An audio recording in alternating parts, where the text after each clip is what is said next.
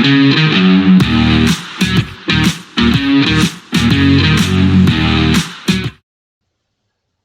welcome back to the SuperCoach Nuff channel. In this video we're going to review round 3 of AFL SuperCoach for the 2024 season. So pretty good week for us with 19-14, which was about top 20k for the round, but good enough to elevate our overall rank quite a bit. So we're sitting just outside, or just inside rather, the top 28k. If we have a look at the team and how they went, so I just got to remind myself of trades. So it wasn't Nassar in the end. What did I end up doing? I can't remember now. So I forgot to update over here. So I'm pretty sure, yeah, Barry to Powell happened, Buderick to Pink, uh, and Hayden Young. Oh, it became Ryan. That's right. I went up to Ryan. So that was the little change there. So yeah, did bring Luke Ryan in. Um, similar fixture to Hayden Young, but also, the points and the value was there. And he returned to 130. I'm pretty sure Young was about 130 as well. So in terms of points, it didn't matter much, but I guess there's a bit more cash being made this week with Ryan. Um, Dacos with a 112.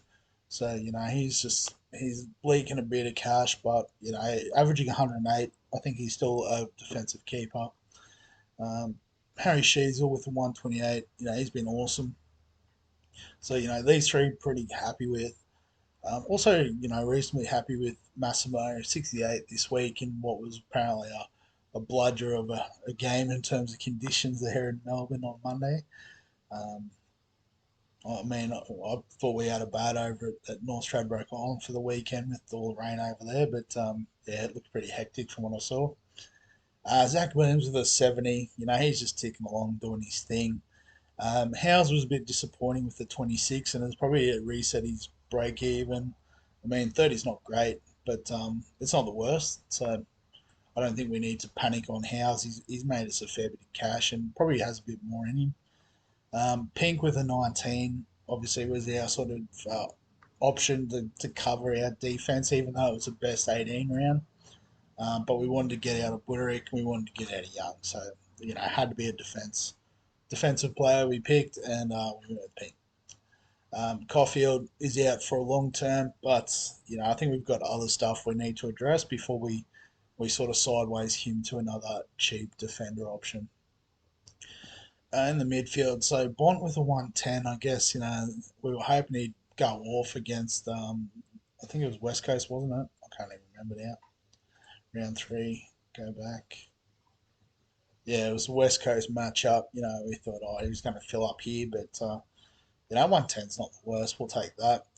Sarong with the 125 continues to kill it for us. He's been awesome. Butters with the 98, it's a bit flat, but it's about 100, so we'll take it. Nick Martins, this is, I guess, the one we were hoping he'd get close to his break even and make it a bit easier to trade him to Tom Green this week.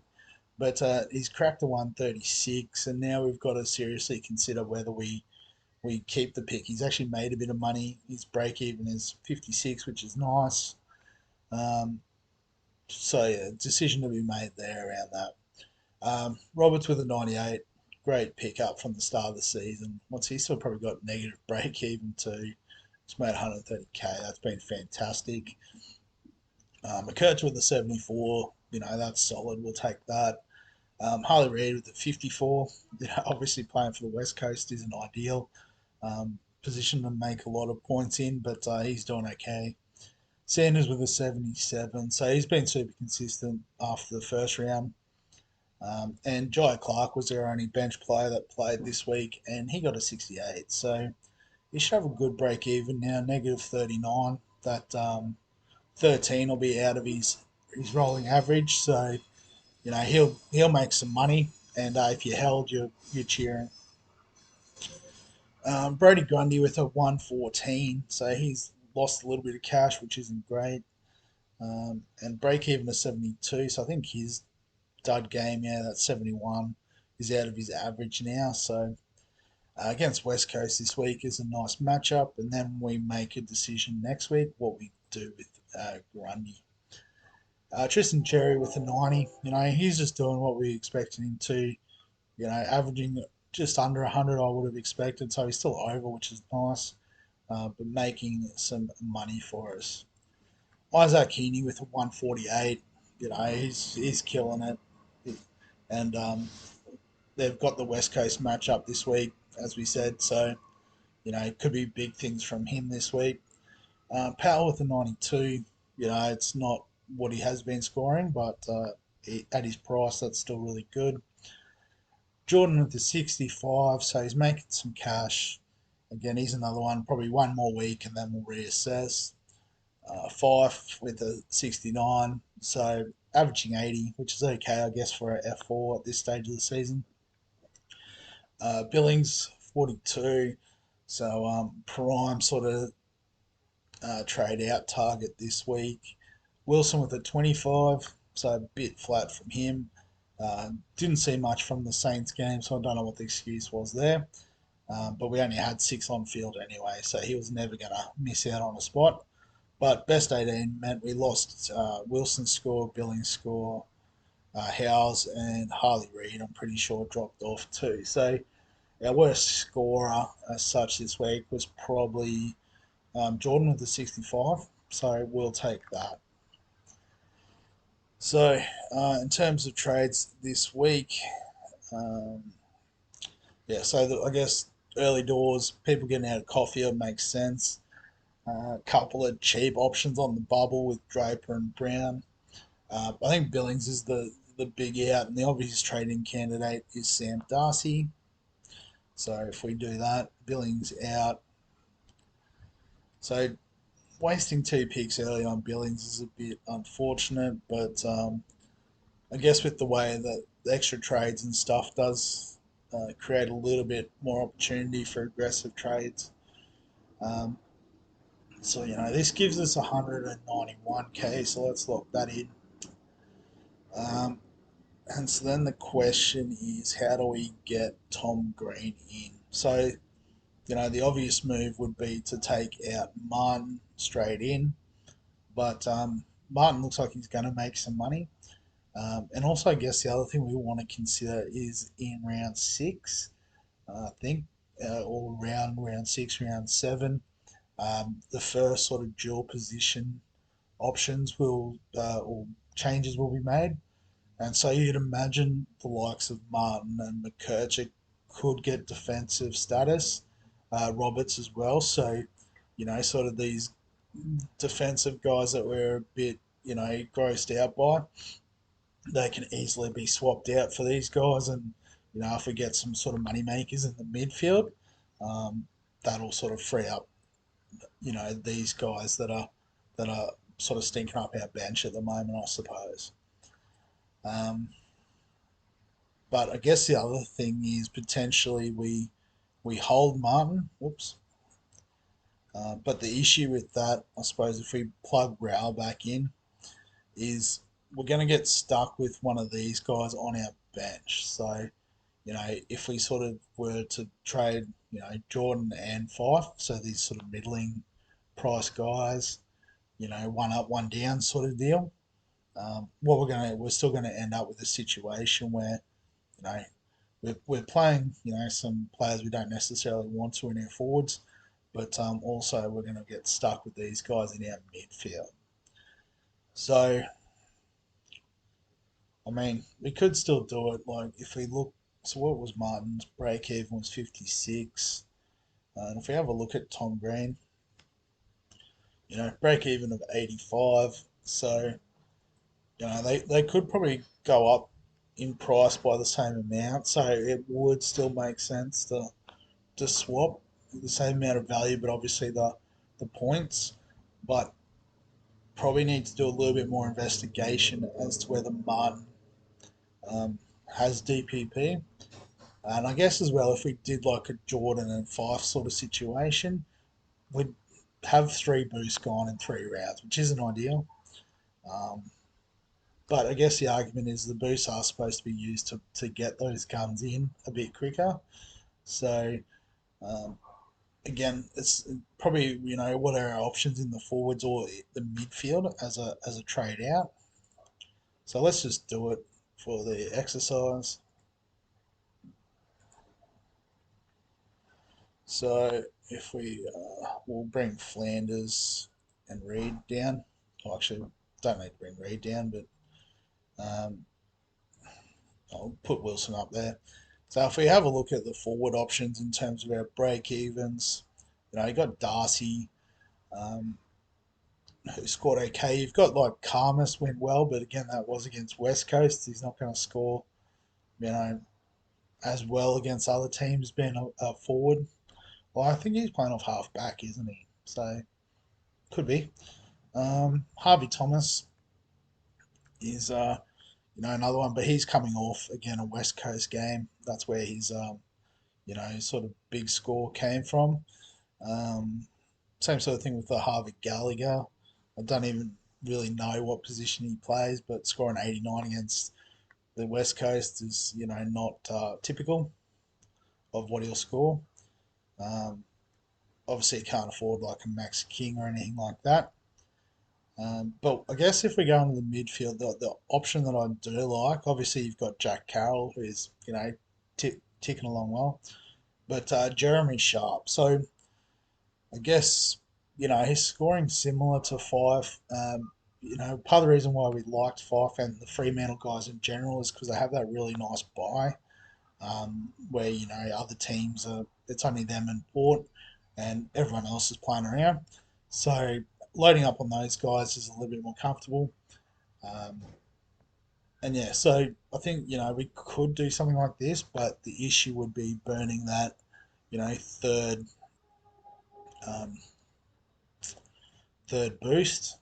And as well, like I said, we've got to bench one of these guys. So I guess we could potentially loophole, but with no one on the bye this week, it's going to be a little bit harder to pull that loophole off. So, you know, um, you just have to sort of pick which of those three you think is going to miss, and it's always a chance that you pick wrong. Um, so yeah, so if we undo those changes,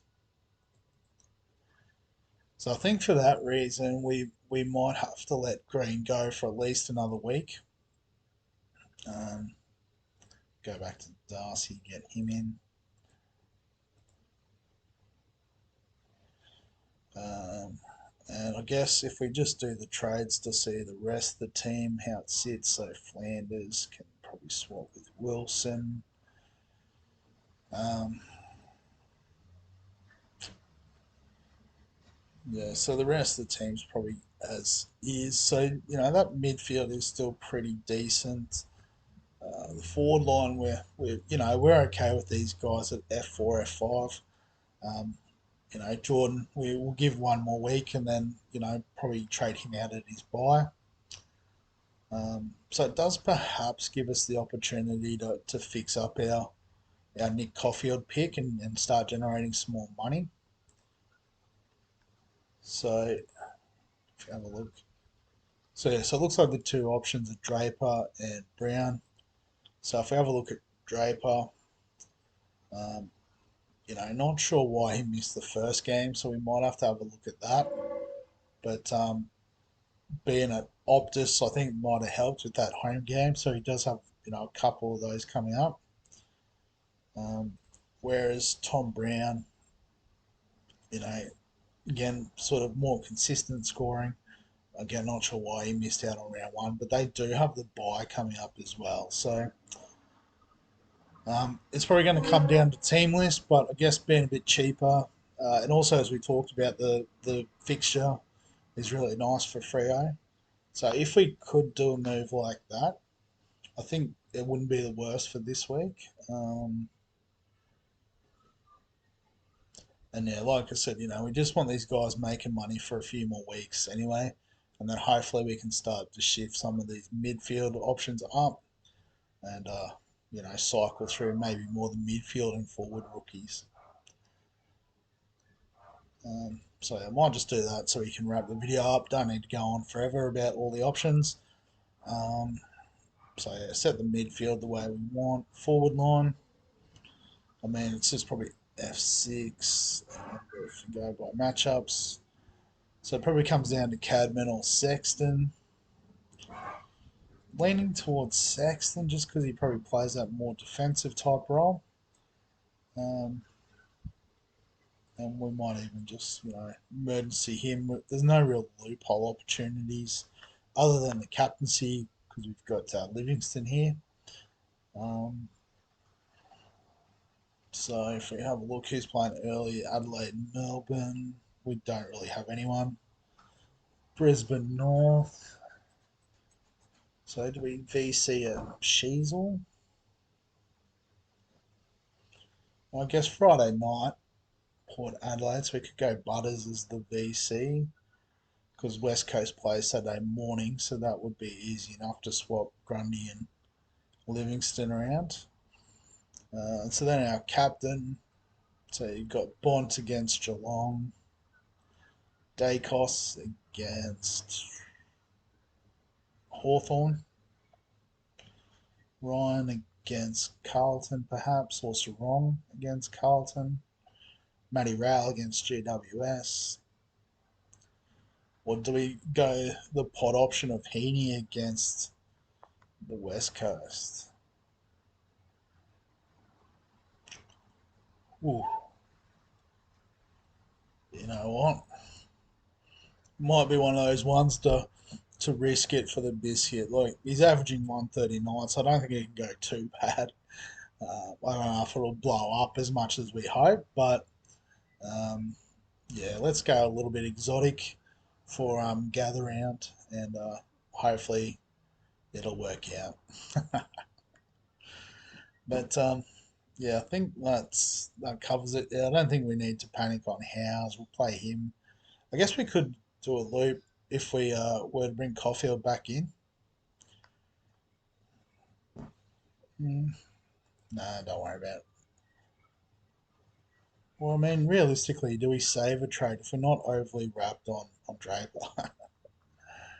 I'm just going to leave it as is so we can wrap up the video. But obviously, I will try to make better notes than what I did last week of my final team changes, if I can get the team back in picture.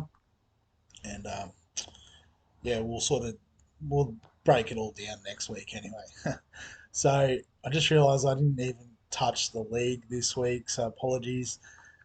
But got a win over Young Cox. So I'm on the game day. Navigate my way around. So I had Gorn as VC, which is really nice. And had Jackson, very jealous of that. Still got Fisher and Carroll.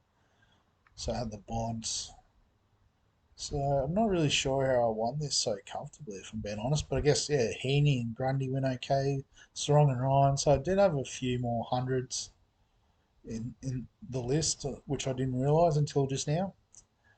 Um, so yeah, so I guess maybe had the big captain, but just the team effort from the boys getting us over the line. I should have a look real quickly. A few 2000s. 2110 from Skits Fits. I like that name. Let's see, who did they have? So had Young and Ryan, not and Steele. Bonner turned up as an emergency. That's pretty good.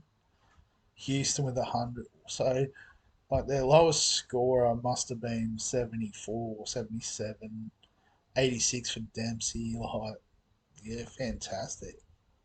Great week. All their picks popping off. So awesome one, Jared. Great job. Have a look at the league just to see the standings. So we've only played 2 games, have we? Oh, there you go. That's how well I'm going. But we've got 5 teams undefeated. Sandgroper's top of the table on percentage at the moment. Well done to Shane, Jason, Matt G, and Lee as well, both with 2 wins. Yeah, let's keep it going. But we'll wrap the video up there. So thanks very much, as always, for your attendance and participation. I'm going into school mode there. Thanks for your viewership, I should say. I don't know why I'm in school mode. It's school holidays now. How good. But anyway, comment below, like the video if you enjoy the AFL stuff, subscribe for all of it. And other than that, we'll catch you in the next one.